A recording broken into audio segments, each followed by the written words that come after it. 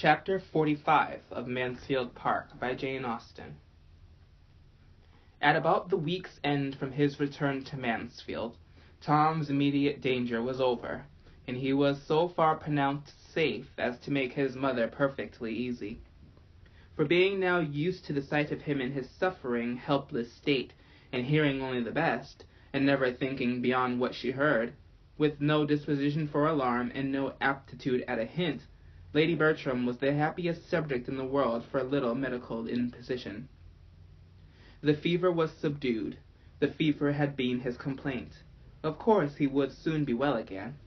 Lady Bertram could think nothing less, and Fanny shared her aunt's security, till she received a few lines from Edmund, written purposely to give her a clearer idea of his brother's situation, and acquaint her with the apprehensions which he and his father had imbibed from the physician with respect to some strong hectic symptoms, which seemed to seize the frame on the departure of the fever.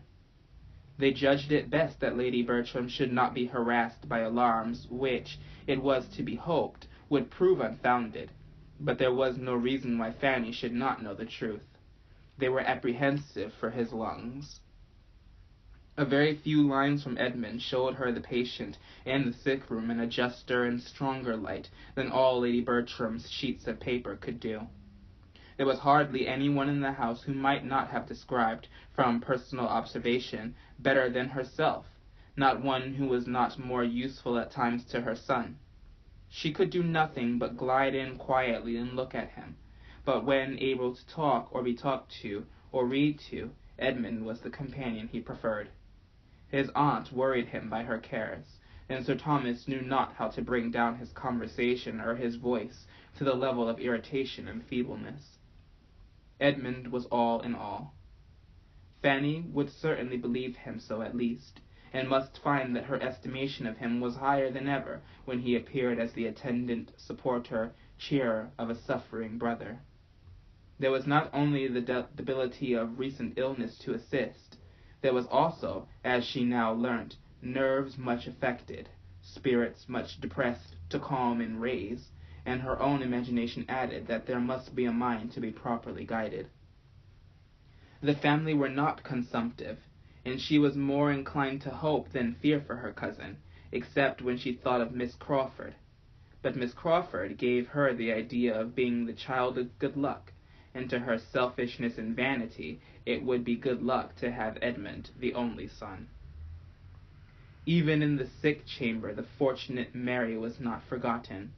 Edmund's letter had this postscript: "On the subject of my last, I had actually begun a letter when called away by Tom's illness, but I have now changed my mind, and fear to trust the influence of friends. When Tom is better, I shall go." Such was the state of Mansfield, and so it continued, with scarcely any change, till Easter. A line occasionally added by Edmund to his mother's letter was enough for Fanny's information. Tom's amendment was alarmingly slow. Easter came particularly late this year, as Fanny had most sorrowfully considered, on first learning that she had no chance of leaving Portsmouth till after it. It came, and she had yet heard nothing of her return, nothing even of the going to London which was to precede her return. Her aunt often expressed a wish for her, but there was no notice, no message from the uncle on whom all depended. She supposed he could not yet leave his son, but it was a cruel, a terrible delay to her. The end of April was coming on. It would soon be almost 3 months instead of 2 that she had been absent from them all, and that her days had been passing in a state of penance, which she loved them too well to hope they would thoroughly understand, and would yet say when there would be leisure to think of or fetch her. Her eagerness, her impatience, her longings to be with them were such as to bring a line or two of Cowper's Tyranniseum forever before her. With what intense desire she wants her home was continually on her tongue, as the truest description of a yearning which she could not suppose any schoolboy's bosom to feel more keenly. When she had been coming to Portsmouth, she had loved to call it her home, had been fond of saying that she was going home, The word had been very dear to her, and so it still was, but it must be applied to Mansfield. That was now the home. Portsmouth was Portsmouth. Mansfield was home.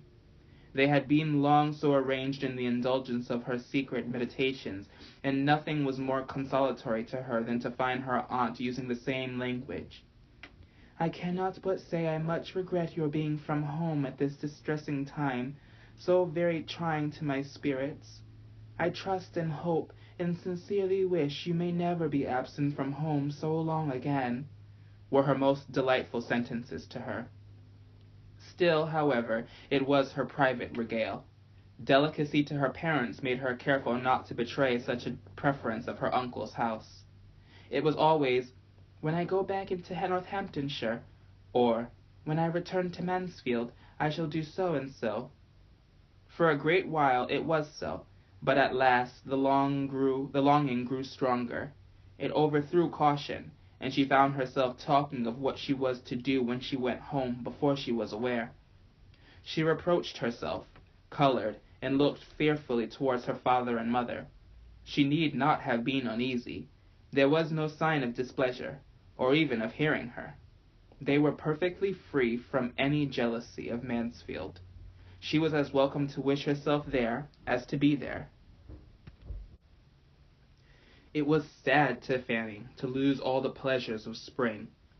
She had not known before what pleasures she had to lose in passing March and April in a town.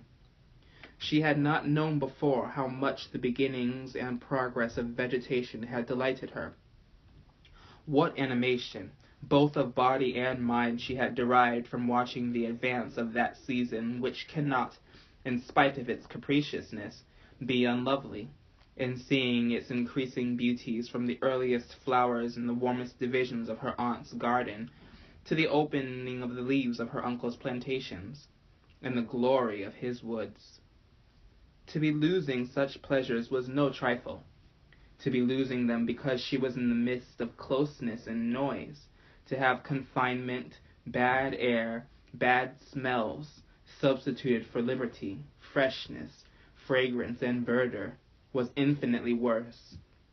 But even these incitements to regret were feeble, compared with what arose from the conviction of being missed by her best friends, and the longing to be useful to those who were wanting her. Could she have been at home, she might have been of service to every creature in the house.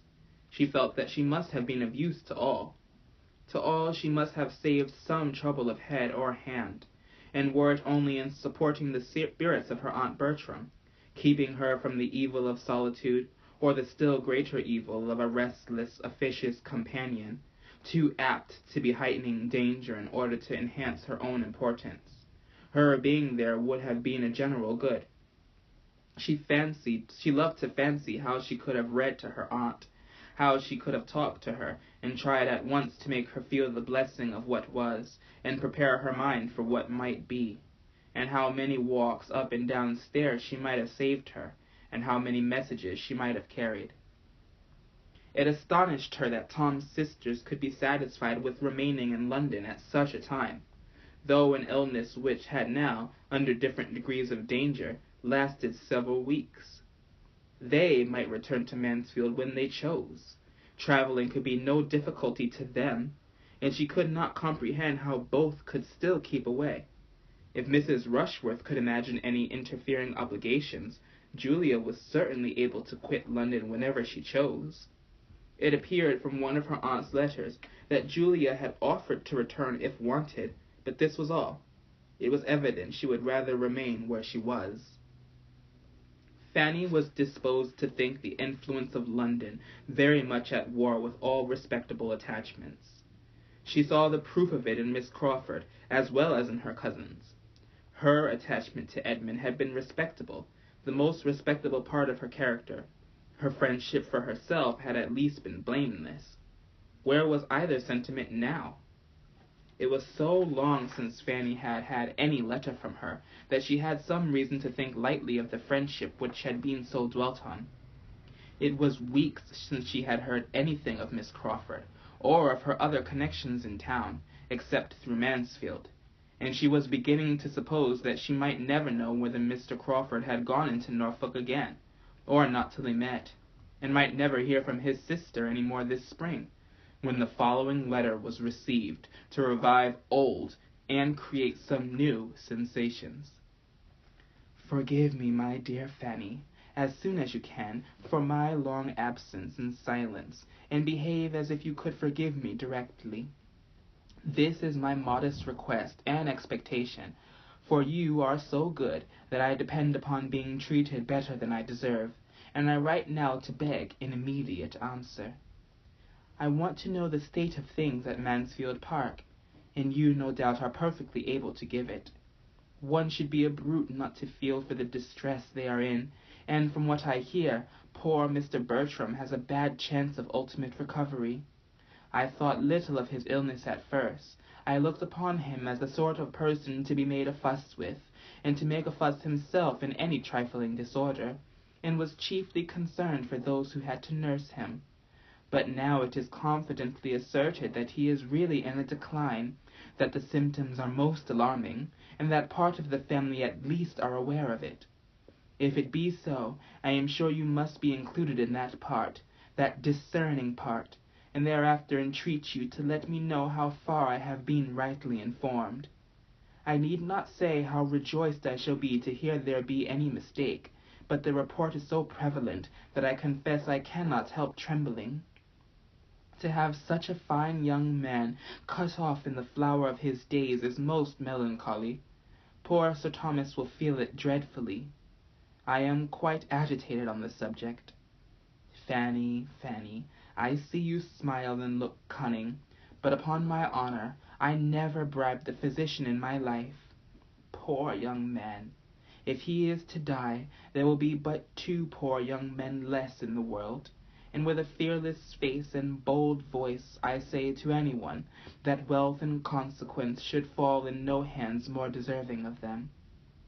It was foolish precipitation last Christmas, but the evil of a few days may be blotted out in part. Varnish and gilding hide many stains. It will be but the loss of the esquire after his name. With real affection, Fanny, like mine, more might be overlooked. Write to me by return of post. Judge of my anxiety, but do not trifle with it. Tell me the real truth, as you have had it from the fountainhead. And now, do not trouble yourself to be ashamed of either my feelings or your own. Believe me, they are not only natural, they are philanthropic and virtuous. I put it in your conscience, whether Sir Edmund would not do more good with all the Bertram property than any other possible sir. Had the Grants been at home, I would not have troubled you, but you are now the only one I can apply to for truth, his sisters not being within my reach. Mrs. R. has been spending the Easter with the Almers at Twickenham, as to be sure you know, and is not yet returned. And Julia is with the cousins who live near Bedford Square, but I forgot their name and street. Could I immediately apply to either, however, I should still prefer you, because it strikes me that they have all along been so unwilling to give their amusements cut up as to shut their eyes to the truth. I suppose Mrs. R.'s Easter holidays will not last much longer. No doubt they are thorough holidays to her. The Almers are pleasant people, and her husband away, she can have nothing but enjoyment. I give her credit for promoting his going dutifully down to Bath to fetch his mother, but how will she and the Dowager agree in one house? Henry is not at hand, so I have nothing to say from him. Do not you think Edmund would have been in town again long ago, but for this illness? Yours ever, Mary. I had actually begun folding my letter when Henry walked in, but he brings no intelligence to prevent my sending it. Mrs. R. knows the decline is apprehended. He saw her this morning. She returns to Wimpole Street today, and the old lady is come. Now, do not make yourself uneasy with any queer fancies because he has been spending a few days at Richmond. He does it every spring, but assured he cares for nobody but you. At this very moment he is wild to see you, and occupied only in contriving the means for doing so, and for making his pleasure conduce to yours. In proof he repeats, and more eagerly, what he said at Portsmouth about our conveying you home, and I join him in it with all my soul. Dear Fanny, write directly and tell us to come. It will do us all good.